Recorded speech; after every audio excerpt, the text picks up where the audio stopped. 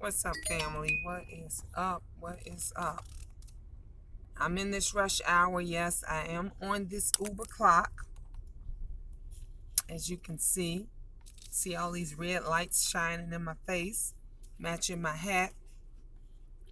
But I had to do this quick video because I just received a call, well, a message from my son's school. He goes to Hillcrest High School out here, Country Club Hills. And Sunday night, they got a death threat on Facebook. Some idiot got on Facebook and said he was killing up everybody at the school come Monday morning. So, of course, the police is all over the place and everybody. Of course, I didn't send my son because I ain't taking these kind of chances. These little motherfuckers is crazy. They ain't getting no love, no support, no caring from their families. They figured the school fucking them, the system fucking them, and then it's the innocent ones that always pay. So I don't take kindly or lightly to threats. When somebody say they gonna do something, 9 times out of 10 they gonna do it in some fashion. So I took it very seriously. So I didn't send my son to school. But of course, parents and everyone had been calling up to the school to try to figure out what's going on, because we hadn't heard anything. Of course, like I said before, and I said in several of my other videos, the school systems out this way sucks.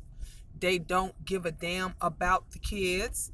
There's no communication whatsoever with any of the schools. So we hadn't heard anything. So finally, I guess enough parents calling and pushing, they figured we got to do something. So they're going to call and they're going to leave this message, which I saved because I'm going to keep it on my phone, because I don't understand, how can you assure me that the threat wasn't real?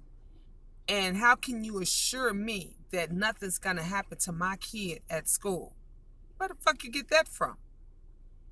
Evidently you ain't talked to a lawyer or attorney or nobody before you made that statement, because you don't know what these kids carry to school. Half the time you don't know what these teachers carry to school.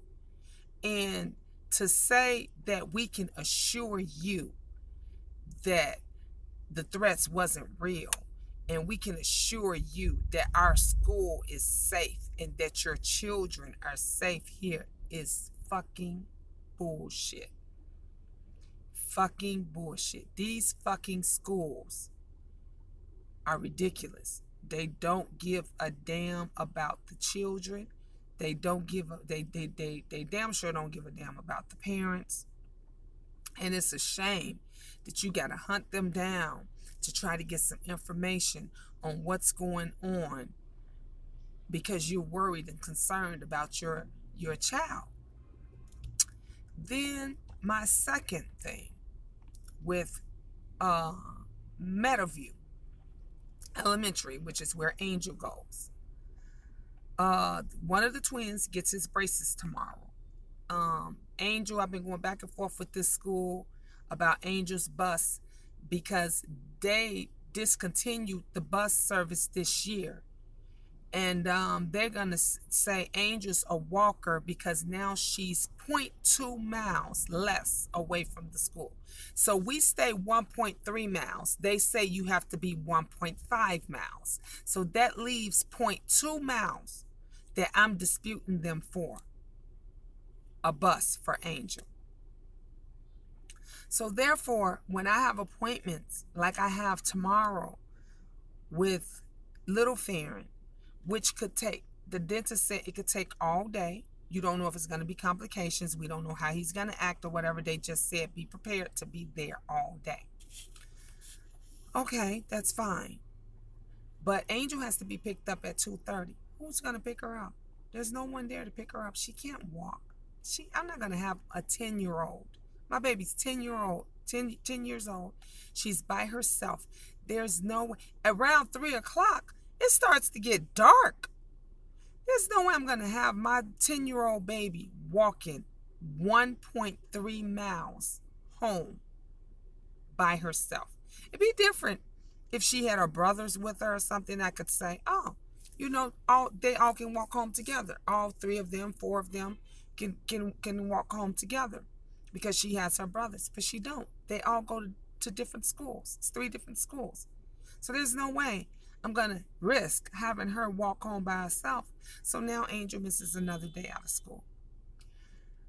It used to be back where the schools will work with you. The schools would do what they could to make sure that your kids stayed in school at all costs, no matter what. They worked with the parents. They said, we're going to figure out something. They would call another bus company. They would call another bus service. Like, they did whatever it was that they could do. And now, you know, this traffic is fucking ridiculous over here. Must be a train. But now, no, they don't do shit. You know, they don't do a damn thing. So it's literally.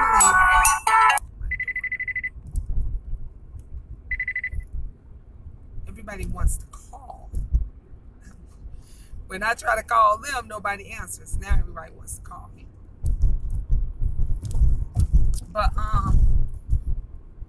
you know, you can't get any support. You can't get any communication, you know, from them, no matter how long, how much I've called, I've sent messages to school. You know, you go to the district and all of that, and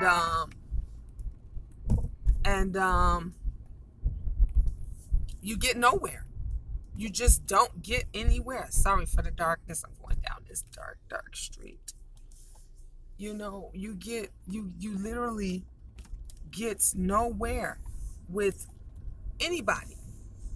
And my kids, they in school every day. They don't miss days out of school unless it's something serious like Farron getting his braces on, you know, or they have a doctor's appointment, or they really just so sick or in so much pain that you know, they can't function.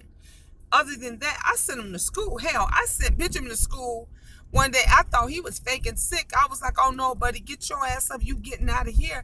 And the school nurse had to call me back and said, oh no, Miss James, we got to send Benjamin home because Benjamin has a fever. And Benjamin really was sick, but I thought he was. I'm like, look, if you ain't dying, crawling, you know, and I did not check his temperature. If I had to check the temperature, of course I wouldn't have sent them, because I know once they got a fever, and fevers are contagious, that the kids don't go to school. So I wouldn't have never sent them.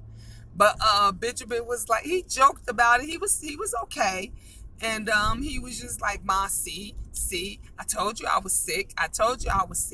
But he wasn't sick to the point where he wasn't feeling well or in pain or coherent or you know, just sometimes you just have that feeling that you just don't want to do nothing or get up.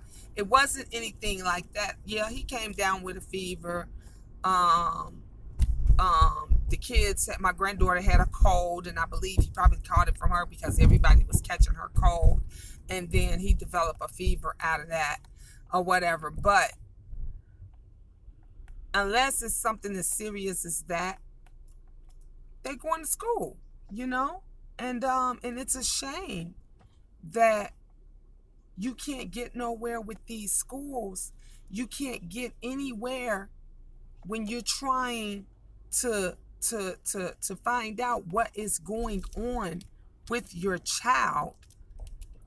You can't get anywhere. No one tells you nothing. There's no fucking communication at all. And the only thing I could say, and I'm going to keep on saying, I'm going to keep saying it until I get my keys. I can't wait to move back to Naperville. I cannot wait. My granddaughter's mom just said, she says, when you move back to Naperville, I don't even know what I'm going to do because I pick up my grandkids. And she's just like, You know, I'm not even gonna have nobody dependable to pick them up. And I know how she feels because I don't have anybody dependable to pick up Angel. I have to be there to pick up Angel. If something happens to me, when I was sick for those 3 days, I was sick for 3 days. I could not move. I could not get up off the couch. My back and everything was killing me because my back gives out sometimes. The pain was so bad. I had no one to take Angel to school. I had no one to pick Angel up from school. Angel missed 2 days of school. You know, it's ridiculous because all they have to do is just provide a bus back at the same bus stop that they had last year for the other children. But since those children are no longer in grammar school, those kids are now in junior high, there's a different bus and a different bus stop. So now that they don't have any other children there, they discontinued the bus stop. Well, we wasn't there last year. That's not my fault. My baby needs a bus. You know, y'all need to figure some shit out. Okay, you can't. I'm the only one. There is no other help. I get no help from her dad. I get no help from her grandparents. No one helps us with anything. All my children have is me. We just have each other. That's it. So if I'm not there to pick her up from school or take her to school, she can't get there. And there's a lot of other moms and parents that's in that situation. You know, they need their cars working. They need to be able to pick their children up and drop them off. If there's no one else, there's no other family members. You know, there's no friends, there's no one, you know.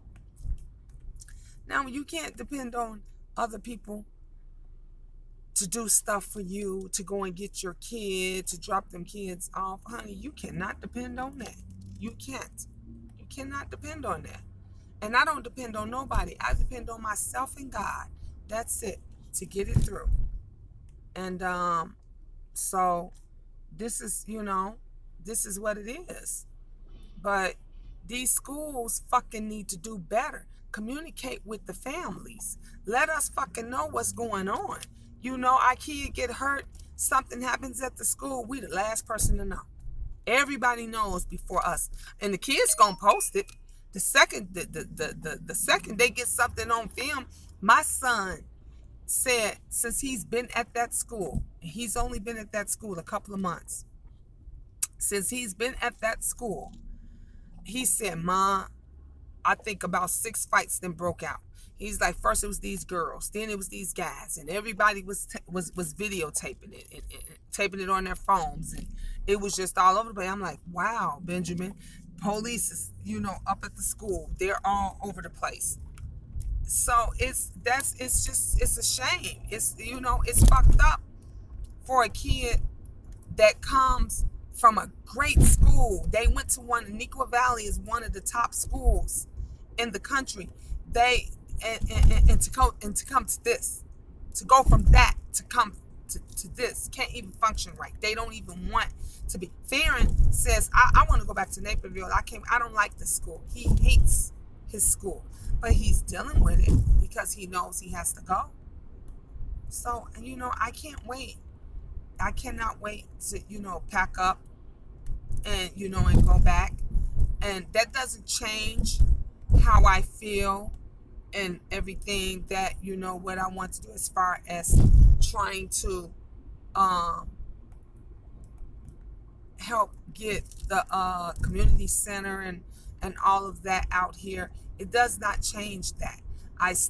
That's something I still want to do. That's something that I'm going to do. But, you know, because it's not just us. It's other families that feel the same way. It's other families that's not getting the support and the help. And when we leave, even though we have the option to leave, and I have people back in Naperville that's helping us get back to Naperville because we've been out there for 12 years, lived out there for 12 years. So they really want us to come back.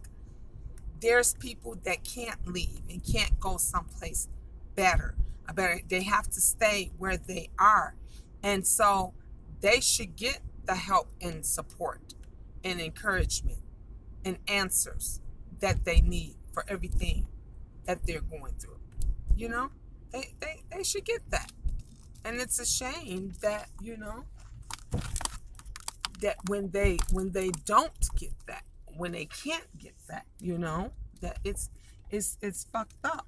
It's really a fucked up thing.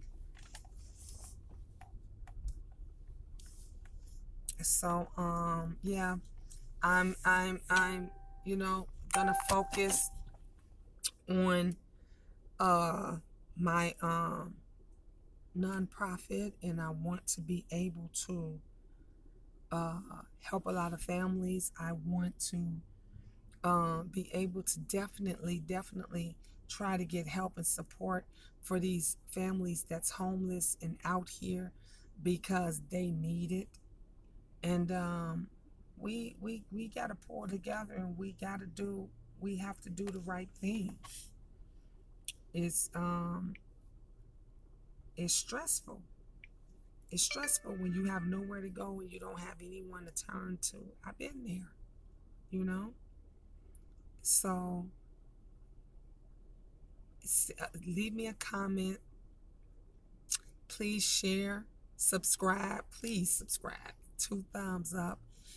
Let me know how you feel. Let me know what the other things would you like for me to discuss and talk about, because that's what I'm here for. I love you guys. Remember, you are loved. Peace, God bless, and ta-ta for now.